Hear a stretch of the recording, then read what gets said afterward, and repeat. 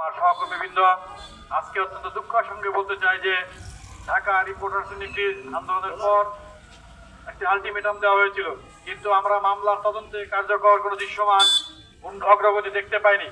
আপনারা ইতিমধ্যে অবগত আছেন যে ডেইলি স্টার এবং প্রথম আলোতে হামলা, ভাঙচুর, লুটপাট এবং অগ্নিসংযোগের ঘটনায় দুটি পৃথক মামলা হয়েছে এবং সব মিলিয়ে দুটি মামলা আসামি করা হয়েছে 900 জনকে।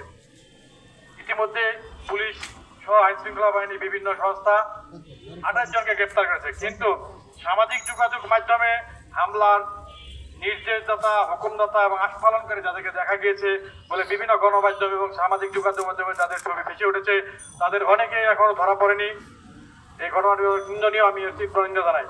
প্রিয় সহকর্মীবৃন্দ, বিগত সরকারের সময়ও এবং যুগ যুগ ধরে গণমাধ্যম এবং সংবাদ কর্মীদের উপর নানানভাবে নির্যাতন, নিপীড়ন, হামলা, মামলা, ভাঙচুর যেভাবে চলে আসছে, সেগুলির বিচার নিষ্পত্তি না হওয়া এবং প্রতিকার না পাওয়ার ধারাবাহিকতায় আমি মনে করি ডেইলি স্টার এবং প্রথম আলোতে হামলার আশকারা এবং সাহস তারা পেয়েছে। বিগত সরকারের সময় বিভিন্নভাবে সাংবাদিকদের হামলা, মামলা, নির্যাতন করা হয়েছে, অনেক সাংবাদিক প্রাণ হারিয়েছেন, সেগুলোর যেমন বিচার হয়নি, তেমনি ভাবে 2024 সালের 5 আগস্টের পরিবর্তন প্রেক্ষাপটে আমরা মনে করেছিলাম সাংবাদিকদের হয়তো বা এখন সাংবাদিকরা ন্যায় বিচার পাবেন, সাগরণী হত্যা মামলার বিচার হবে, এটা আমাদের প্রত্যাশা ছিল। কিন্তু দুর্ভাগ্যের বিষয় হচ্ছে এর কিছুই আমরা হয়নি, বরং আমরা দেখতে পেয়েছি বিচারহীনতা সংস্কৃতি এখনো আছে। মামলা দিয়ে বিভিন্ন সাংবাদিকদের এখনো হয়রানি করা হচ্ছে, বিভিন্ন জায়গায় হামলা হচ্ছে। আমরা এরও তীব্র নিন্দা জানাই। আপনারা যে খেলায় মেতেছে, এই আগুন নিয়ে আর বেশি দিন খেলতে পারবেন না। ভয়াবহ ঘটনা ঘটেছে, বাংলাদেশের গণমাধ্যমের উপরে হামলা হয়েছে, আর আপনারা বসে বসে আঙ্গুল চুষছেন। আপনারা ধরতে পারেন নাই। চাইনিজ কুড়াল নিয়ে যারা প্রকাশ্যে ঘুরে বেড়াচ্ছে, তাদের সহযোগী এখনো আছে, তাদেরকে আপনারা গ্রেফতার করেন নাই।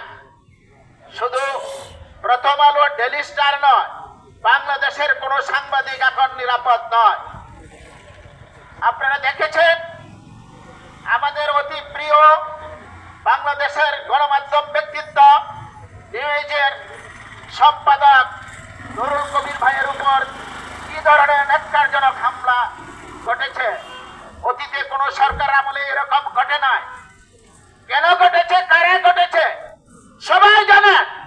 আমরা এর তীব্র প্রতিবাদ ও নিন্দা জানাই নাই, শুধু অনতিবিলম্বে এদের গ্রেপ্তার করতে হবে, সাংবাদিকদের নিরাপত্তা নিশ্চিত করতে হবে, গণমাধ্যমের নিরাপত্তা নিশ্চিত করতে হবে।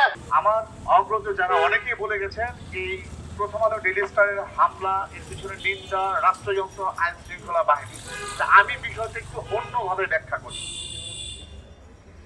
আসলে এই গণমাধ্যমের উপর যে এই ধরনের থাবা বারবার আসছে, সাগররুনি থেকে শুরু করে, একটি ঘটনার কি আমরা সুষ্ঠু বিচার পেয়েছি আজ পর্যন্ত? পাইনি। এর পিছনে আমি মূল কারণ হিসেবে আমি আমাদের নিজেদেরকে দায়ী করি, আমি আমাকে দায়ী করি। কারণ আমাদের যারা সংগঠনে, যারা নেতৃস্থানীয়, যারা নেতা হন, তারা যেভাবে গা বিলিয়ে দেন, যেভাবে তারা নিজেদেরকে বিলিয়ে দেন, ধিক্কার জানাই আমি সেসব নেতাদের প্রতি। তাদের কারণে আজকে আমাদের ইন্ডাস্ট্রি ধ্বংস হতে বসেছে বলে আমি মনে করি। সেই জায়গা থেকে আমাদেরকে ফিরতে হবে। তাই শুধু প্রথম আলো, ডেইলি স্টারের অবস্থা দেখে এখন আমরা দাঁড়িয়েছি, দুদিন পরে আমার সংগঠন কিংবা আপনি যারা আছেন, যারা এখন অক্ষত আছেন, ভাববেন না তারা সুরক্ষিত আছেন, তারাও যে হুমকির মধ্যে নেই এটা কেউ বলতে পারবেন না নির্দ্বিধায়। সো আমাদেরকে আগে নিজেদেরকে ঠিক হতে হবে, নিজেদের জায়গায় আসতে হবে, নিজেদের অধিকার নিয়ে ফাইট করতে হবে এবং সেটা আদায় করতে হবে।